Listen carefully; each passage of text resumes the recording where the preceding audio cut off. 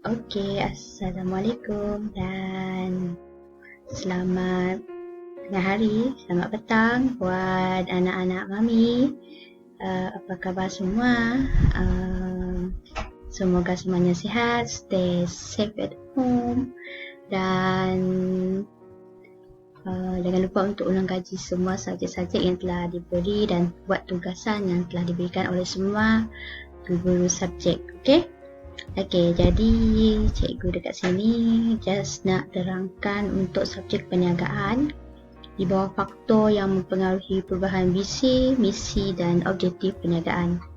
Di mana visi, misi dan objektif perniagaan ini dia boleh diubah berdasarkan beberapa kelemahan, kekuatan, opportunity iaitu peluang dan juga ancaman yang berlaku daripada faktor dalaman dan faktor luaran. Okey, maksudnya kita boleh ubah visi, misi dan objektif perniagaan, objektif sesebuah perniagaan berdasarkan faktor dalaman dan faktor luaran.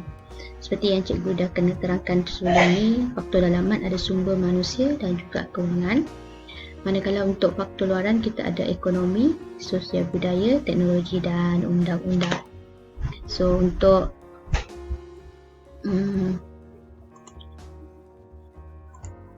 kekuatan dan kelemahan di bawah faktor dalaman adalah sumber yang unik dimiliki oleh perniagaan yang boleh digunakan untuk mencapai visi dan misi dan objektif sebuah perniagaan. Manakala kelemahan dalam faktor dalaman adalah halangan yang boleh mengganggu ketidakmampuan bertindak dengan baik dalam menyumbang pencapaian visi dan objektif perniagaan. Di mana dalam faktor dalaman kita ada dua, iaitu sumber manusia dan kewangan.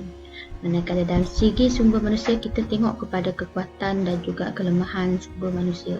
Seperti yang kita tahu, sumber manusia adalah tenaga fizikal dan mental yang digunakan oleh suatu sumber untuk menggerakkan pengeluaran dalam sebuah perniagaan. Tak kisahlah dari segi bahagian operasi, bahagian kilang, pengeluaran. Dia dipanggil sebagai sumber manusia yang menyumbang kepada tenaga fizikal dan juga tenaga mental. Jadi sumber manusia kita tengok pada kekuatan dan kelemahan dia bergantung pada kawalan kuantiti dan kawalan kualiti pekerja. Kalau kualiti pekerja tadi dalam sebuah syarikat, motivasi dia baik, motivasi yang tinggi dan pekerja dapat menghasilkan kualiti yang baik dalam satu pengeluaran perniagaan, maka ada dalam perniagaan tu berada dalam segi kekuatan. Tapi kalau berlaku motivasi yang merundum ataupun tiada kerjasama daripada pihak pengurusan menyebabkan kerja mogok, dia akan menyebabkan kelemahan di dalam pengurusan perniagaan tersebut dan boleh menjejaskan perniagaan. So faktor visi, misi dan objektif pun perlu diubah selaras kepada peningkatan ataupun kemajuan ataupun kelemahan perniagaan tersebut. Dan dari segi faktor dalaman yang kedua iaitu kewangan, mana satu fungsi perniagaan berkaitan dengan sumber kewangan yang diperolehi dan bagaimana wang tersebut dibelanjakan. Kekuatan perniagaan lazimnya bergantung dengan jumlah wang atau sumber kewangan yang banyak.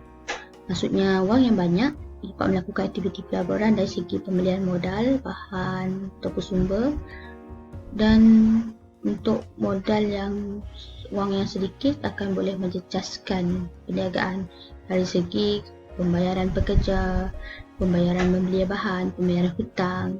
So benda tu akan efek juga kepada perniagaan keseluruhan dia, di mana kita kena ubah objektif, visi dan misi sekiranya berlaku kemerosotan di dalam perniagaan.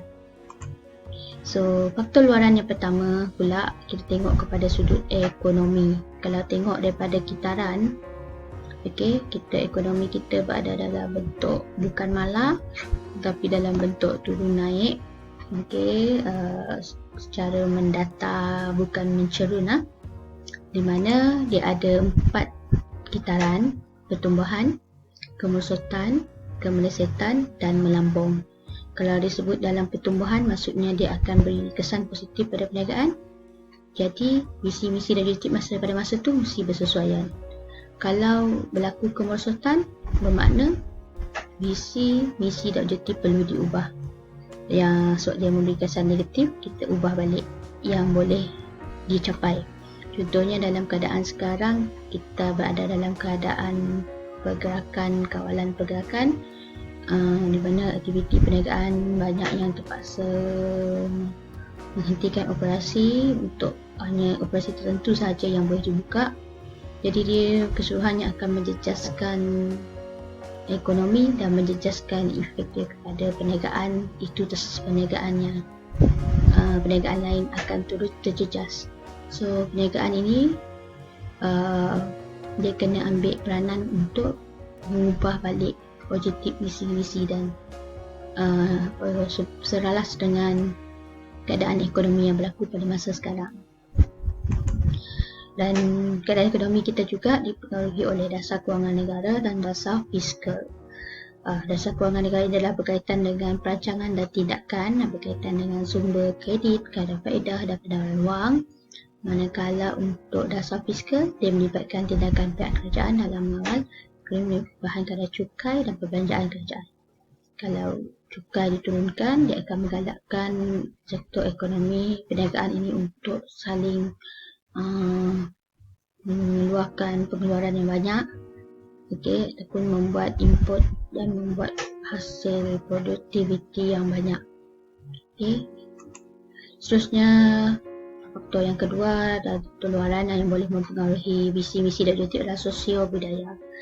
Dia adalah amalan dan cara hidup yang diamalkan oleh sesuatu kaum di sebuah negara. Maknanya perbezaan suatu kaum bila memberi manfaat kepada perniagaan itu sendiri kerana dapat melakukan berbagai jenis produk untuk memenuhi cita rasa setiap budaya. Contohnya dari segi pakaian, cuaca, bila setiap kita ada negara luar, mungkin kita ada 4 musim. Jadi perniagaan, pengeluaran baju sejuk, pengeluaran baju berkulit tebal, berkulit nipis, dia memberi peluang kepada perniagaan tersebut untuk memperbagaikan ataupun menggunakan jenis produk yang dapat memenuhi cita rasa setiap budaya. Jadi kalau di Malaysia kita ada perayaan, dan perayaan tu menyebabkan penjualan perniagaan dia berubah mengikut berbagai jenis produk yang memenuhi cita rasa setiap budaya pada masa tersebut yang meraihkan setiap perayaan. Kemudian ketiga adalah teknologi. Teknologi canggih dan terkini membenarkan perniagaan lebih cekap, kos operasi perniagaan menjadi lebih murah dan daya pengeluaran dapat ditingkatkan. Jadi proses pengeluaran dan pengeluaran kreditif dapat dilakukan dengan tepat. Menggunakan mesin, jadi pengeluaran akan menjadi lebih cepat dan lebih efisien kepada perniagaan tersebut. So bila perniagaan tersebut positif, of course nilai keuntungan perniagaan tersebut akan meningkat dan menyebabkan visi, misi dan objektif tu tercapai dan mereka akan ubah balik mengikut apa yang perlu dicapai lagi pada masa akan datang. Tapi kalau perniagaan tersebut berada dalam keadaan negatif, iaitu keuntungan yang merundum, kerugian, dia kena ubah objektif, visi, misi bersesuaian. Jadi di antara faktor yang ada teknologi boleh membantu kepada perubahan visi, misi dan objektif. Keempat adalah undang-undang, iaitu tahap perniagaan peringkat domestik hanya melibatkan perundangan dalam negara. Tahap perniagaan antarabangsa akan melibatkan perundangan negara asing. Jadi antara faktor undang-undang yang mempengaruhi operasi perniagaan seperti undang-undang berkaitan dengan perubahan kadar cukai. Tengok kepada perubahan kadar cukai yang dilakukan ataupun dilaksanakan oleh kerajaan. Sekiranya undang-undang tersebut mengetatkan lagi kawalan untuk cukai dinaikkan, kadang-kadang dia boleh mendatangkan kesan kepada perniagaan. Itu adalah undang-undang. Seterusnya berdasarkan pencapaian visi, misi dari perniagaan dipilih, kita yang telah ditetapkan semasa-masa visi, misi dari perniagaan adalah titik pulang modal, pertumbuhan perniagaan, memaksimumkan keuntungan, daya saing, share pasaran dan jualan penyediaan perkhidmatan. Yang ini kita akan sambung di kelas yang akan datang. cikgu juga pernah bagi untuk titik pulang modal, iaitu pengiraan. Okey, jadi berbalik kepada yang kita dah belajar.